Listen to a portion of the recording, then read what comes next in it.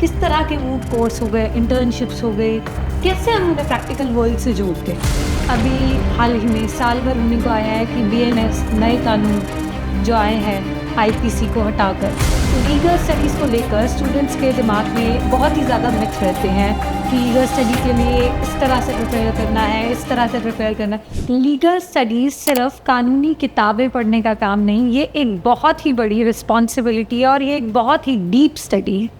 आज उसी deep study के बारे में जानने के लिए हमारे साथ जुड़ रहे हैं प्रोफेसर डॉक्टर ओपी मिड्डा जी, जो कि university institute of legal studies Chandigarh university के डायरेक्टर हैं। Sir welcome. Thank you.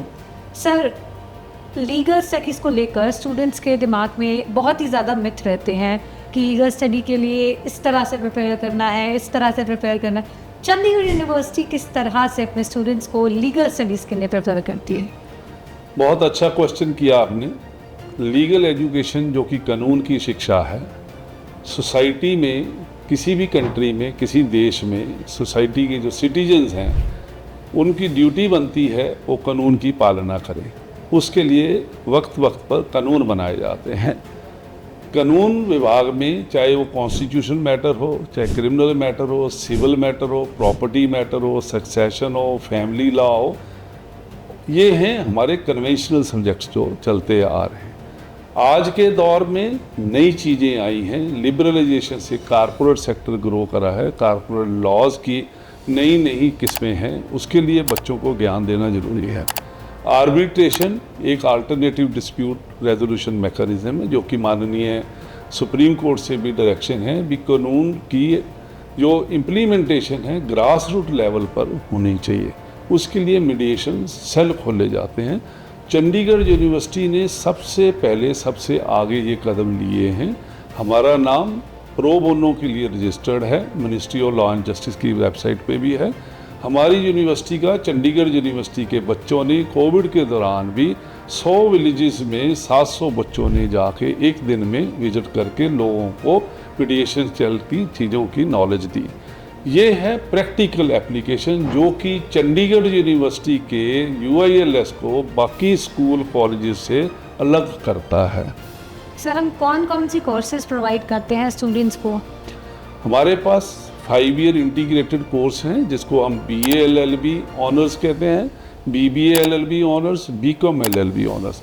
Beside it हमारे पास LLB 3 ईयर कोर्स है जिसके अंदर एडमिशन आफ्टर ग्रेजुएशन है।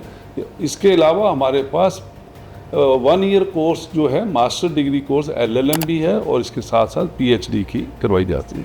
सर, स्पेशलाइजेशन कोर्सेज भी होंगे क्योंकि आजकल कॉर्पोरेट लॉ है, कंज्यूमर राइट्स को समझाने के लिए, बेसिक लॉ समझाने के लिए भी हमारे पास स्पेशलाइजेशंस हैं। किस तरह से हम स्टूडेंट्स को प्रिपेयर कर रहे हैं स्पेशलाइज कोर्सेज में?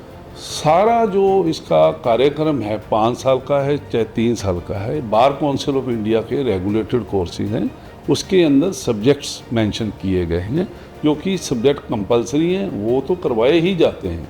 उसके साथ साथ जैसे आपने सही कहा, आज के दौर की जो कि सोसाइटी की रिक्वायरमेंट है, बच्चों को वो कोर्सेज की स्पेशलाइजेशन ऑफर की जाती है। बच्चा अपने इंटरेस्ट के हिसाब से under the supervision of the dedicated faculty members वो सब्जेक्ट चूज़ करता है ताकि बच्चे का इंटरेस्ट अच्छी तरह से हो, वो उसकी स्पेशलाइजेशन ले सके। जैसे साइबर क्राइम है एक बहुत ही ऑफेंस जो कि बढ़ते जा रहे हैं सोसाइटी के अंदर because of the cyber crime issues. उसके साथ आपने सही बोला, कंज्यूमर एक्ट है, कंज्यूमर एक्ट में भी नया शोध हुआ, उसके साथ साथ उसके अंदर चेंजेस आई। बच्चों को बिल्कुल अपडेटेड कार्यक्रम और करिकुलम दिया जाता है ताकि बच्चों की नॉलेज किसी भी एंगल से ऑब्सोलीट ना हो। ये किसी भी स्टूडेंट के लिए, किसी भी विश्वविद्यालय में पढ़ने के लिए बहुत ज़रूरी चीज़ है। उसके पास अपडेटेड नॉलेज होनी चाहिए, उसका जो सिलेबस है वो टाइम टू टाइम अपडेट होना चाहिए। सर, लॉ की पढ़ाई सिर्फ किताबी पढ़ाई नहीं हो सकती, उसमें प्रैक्टिकल नॉलेज, प्रैक्टिकल इम्प्लीमेंटेशन बहुत ज़रूरी है। तो हम लोग अपने स्टूडेंट्स को किस तरह से कि वो प्रैक्टिकली इन्वॉल्व हों, वो सिर्फ किताबी पढ़ाई ना करें, किस तरह के मूव कोर्स हो गए, इंटर्नशिप्स हो गई, कैसे हम उन्हें प्रैक्टिकल वर्ल्ड से जोड़ते हैं? बहुत सही क्वेश्चन आपने पूछा कि भी कानून की विषय के बारे में ज्ञान किताबों से नहीं, सिर्फ किताबों से नॉलेज दी जाती है, क्लासरूम में इसको एक्सप्लेन किया जाता है, केस लॉ बताए जाते हैं। चंडीगढ़ यूनिवर्सिटी में university institute of legal studies का एक अपना मैंडेट है। उसके लिए हम कहते हैं to impart legal education through stimulating young minds on social, political, legal, psychological, technological issues, ताकि बच्चों को ये मालूम पड़े कि सोसाइटी में कैसे चेंजेस आ रहे हैं, उसके बारे में उनको ज्ञान होना जरूरी है।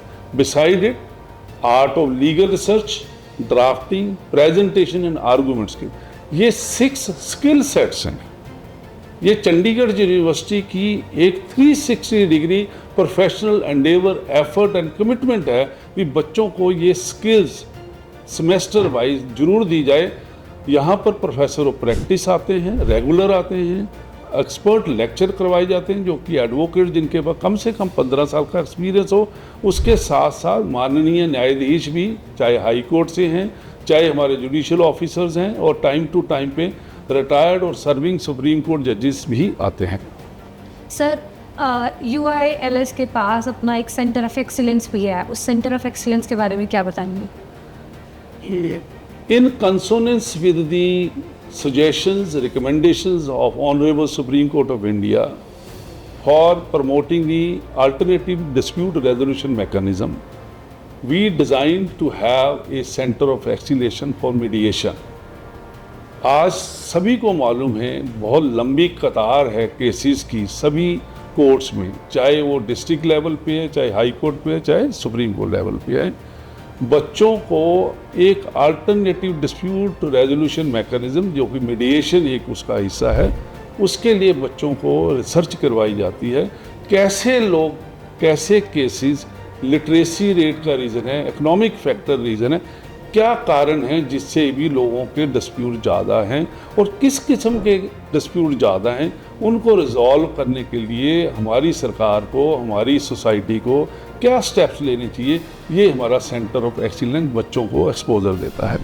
सर, अभी हाल ही में साल भर होने को आया है कि BNS नए कानून जो आए हैं IPC को हटाकर, तो क्या हम BNS भी पढ़ा रहे हैं, IPC भी पढ़ा रहे हैं? किस तरह से हम उन्हें दोनों के लिए प्रिपेयर कर रहे हैं? क्योंकि अभी भी कई जगहों पे IPS के थ्रू ही केसेस लड़े जाते हैं, तो हम लोग अपने स्टूडेंट्स को किस तरह से दोनों के लिए प्रिपेयर कर रहे हैं?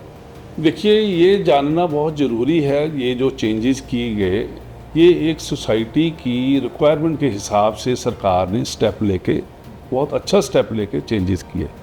जिसका नाम IPC था, उसका नाम BNS किया गया है।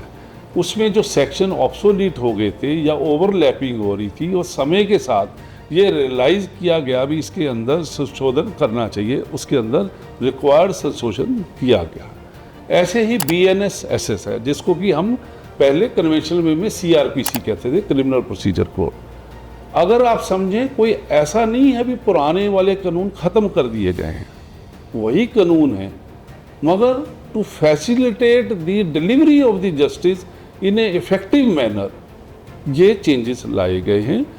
कुछ ऑफेंसेस के अंदर चेंजेस लाए गए हैं, जैसे ऑर्गेनाइज्ड क्राइम को बहुत एक्सपेंड किया गया है, जैसे सेडिशन को ख़त्म किया गया है, जैसे रेप के अंदर differential treatment for the age उसको ख़त्म किया गया है। ऐसे नेसेसरी चेंजेस लाए गए हैं। सेक्शन नंबर इसलिए चेंज हुए हैं क्योंकि कम कर दिए गए हैं। अब ऑलरेडी जो केसेस फाइल हुए हैं वो तो IPC के अंडर और CRPC के थ्रू हैं। उसके साथ साथ जब अब नया केस लाया जाता है, उसके अंदर नए सेक्शन ही मेंशन किए जाते हैं। बच्चों को इसका सिग्निफिकेंस बताना जरूरी है, वो बताया जाता है। जो चेंजेस आए हैं बच्चों को, they are made aware of the changes which have taken place, ताकि अब आने वाले समय में ये जो इफेक्टिव चेंजेस आए हैं, जिससे कि इफेक्टिव डिलीवरी ऑफ जस्टिस हो सके, उसके लिए। Thank you so much sir. जैसे कि सर से बात करके सबको क्लियर हो गया होगा कि यहाँ की लीगल स्टडी सिर्फ किताबों तक सीमित नहीं है। यहाँ पर स्टूडेंट्स को प्रैक्टिकल एक्सपोजर दिया जाता है, मूट कोर्ट के ज़रिए, लैब्स के ज़रिए, एक्सपर्ट लेक्चर्स के ज़रिए। Thank you so much sir हमारे साथ जुड़ने के लिए। Thank you for watching. Thank you very much.